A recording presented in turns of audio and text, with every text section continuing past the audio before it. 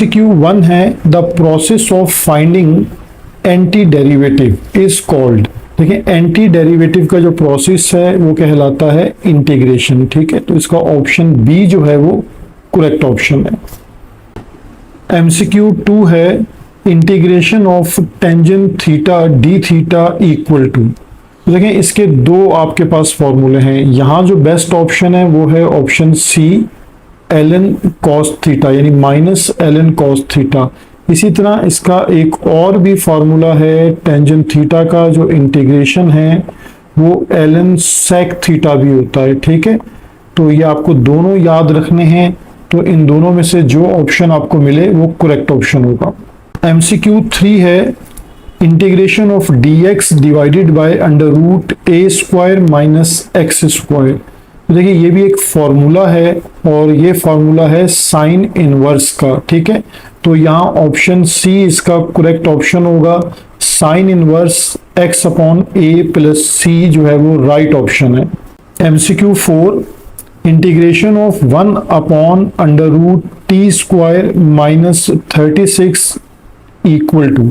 तो देखिए मैंने इसका ये फॉर्मूला लिख रखा है कि हम इसको इस फॉर्मूला के अकॉर्डिंग अगर सॉल्व कर लेंगे तो हमें इसका राइट ऑप्शन मिल जाएगा। यानी हमारे पास इंटीग्रेशन है 1 अपॉन अंडर रूट, यहाँ पर हमारे पास गिवन वेरिएबल है t, तो यहाँ t यूज करेंगे टी स्क्वायर माइनस 6 स्क्वायर, क्योंकि 36 को भी स्क्वायर में लिख लीजिए dt, तो ये इक्वल हो जाएगा ln अच्छा हम क्योंकि t यूज कर रहे हैं तो इसलिए t ही यूज करेंगे, तो t plus under root t square minus 6 square. ठीक है, प्लस c, तो इट मीन्स कि इसका राइट ऑप्शन हमारे पास है ln t plus t square minus 36 plus c।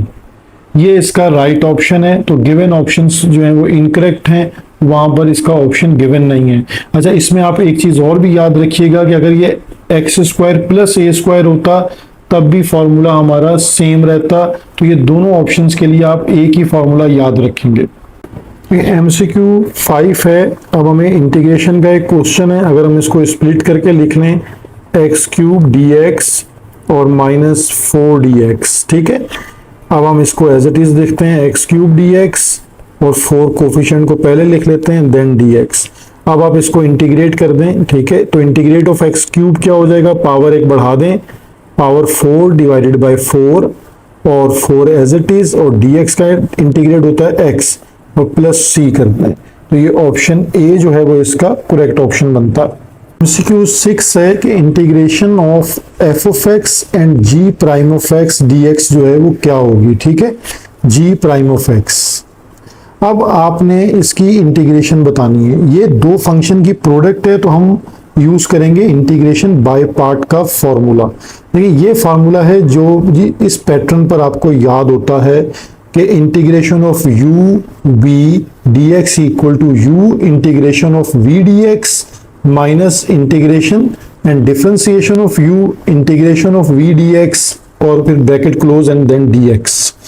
अब आप इसमें u की जगह पर सब्स्टिट्यूट कर दें f ऑफ x और v की जगह पर g प्राइम ऑफ x को सब्स्टिट्यूट कर देंगे। देखें f ऑफ x हमने सब्स्टिट्यूट कर दिया, v की जगह पे g प्राइम ऑफ x, फिर जहां हमारे पास u आ रहा है वहां f ऑफ x और जहां v आ रहा है वहां g prime of x।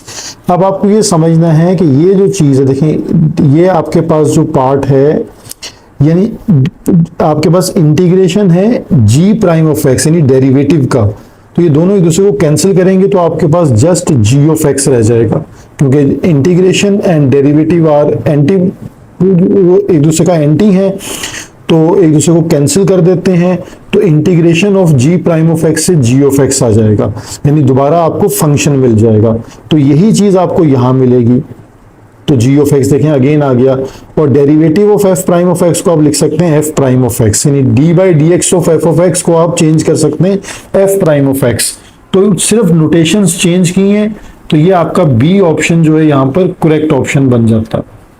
MCQ 7 है, यहाँ हमें इंटीग्रेट करना है। देखें अब इसको टेंजन की पावर 4 को आप कैसे इंटीग्रेट कर सकते हैं, टेंजन स्क्वायर x और टेंजन स्क्वायर x में ब्रेक कर लें इसको, फिर आप इसको tangent square x as it is और इस टेंजेंट स्क्वायर एक्स को आप इसकी आइडेंटिटी में ब्रेक कर लें, sec square x minus 1 d x, और यहाँ इसको मल्टीप्लाई करें तो ये हो जाएगा tangent square x sec square x और minus tangent square x d x. ठीक है, और यहाँ आप इंटीग्रेशन को स्प्लिट कर लें तो इंटीग्रेशन स्प्लिट होगी तो यहाँ हो जाएगा tangent square x d x. अब आपको पता है कि टेंजेंट स्क्वायर एक्स की इंटीग्रेशन आपके पास नहीं है, तो यहाँ इसको अगेन आपको आइडेंटिटी यूज करनी होगी, यानी यहाँ आइडेंटिटी यूज हो जाएगी sec square x minus 1 d x, और यहाँ पर अब आप tangent square x sec square x as it is minus sec square x, integration को स्प्लिट करें डी एक्स और minus minus plus d x. अब आप देखें टेंजेंट का डेरिवेटिव सेक स्क्वायर साथ मल्टीप्लाई में पड़ा है, तो यहाँ इंटीग्रेशन हो जाएगी tangent cube x divided by 3, और सेक स्क्वायर का इंटीग्रेट होता है टेंजेंट एक्स और डी एक्स का इंटीग्रेट होता है एक्स प्लस सी। तो ये आपको आपका ऑप्शन जो बी है वो करेक्ट ऑप्शन मिल जाएगा। MCQ 8 है हमारे पास। अब देखें यहाँ हम इसको सिंप्लीफाई इस तरह कर सकते हैं कि x प्लस 8 है, और अगर हम जो इसका डिनोमिनेटर है इसको फैक्टराइज कर लें तो x माइनस 8 और x प्लस 8, ठीक है, dx। तो ये x प्लस 8 और x प्लस 8 कैंसिल हो जाएगा, तो integration 1 upon x minus 8 dx। और हम ये पढ़ चुके हैं कि अगर लीनियर फैक्टर डिवाइड में आ रहा हो तो ln में चेंज हो जाता है, यानी ln x माइनस 8। तो ये ऑप्शन जो A है इसका करेक्ट ऑप्शन बन जाएगा। MCQ 9 है और हमारे पास exponential e raise to power 2x की इंटीग्रेशन क्या होगी, e raise to power 2x divided by 2, यानी जो चेंज होगा वो डिवाइड में आ जाएगा, और फिर हमें इस पर लिमिट अप्लाई करनी है। तो पहले अपर लिमिट अप्लाई कर लें, e 2 इंटू 2 डिवाइडेड बाई 2, फिर माइनस साइन, फिर लोअर लिमिट अप्लाई कर लें e raise to power 2 into 0 divided by 2, तो यहाँ आ जाएगा e raise to power 4 divided by 2, और e रेज टू पावर 0 होता है 1 डिवाइडेड बाई 2। तो आप ये देखें ये ऑप्शन हमारे पास जो A ऑप्शन है वो इसका करेक्ट ऑप्शन बन रहा है। MCQ 10 है, हमें x क्यूब को इंटीग्रेट करना है, तो x क्यूब का इंटीग्रेट क्या होगा, x raise to power 4 divided by 4, और लिमिट है 0 से 2।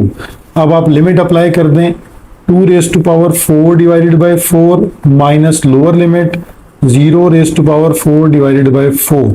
देखिए 2 रेज टू पावर 4 क्या हो जाएगा, 16 डिवाइडेड बाई 4, और 0 से ये पूरी टर्म 0 हो गई, 4 4 जा 16। तो डी ऑप्शन यहाँ पर करेक्ट ऑप्शन होगा।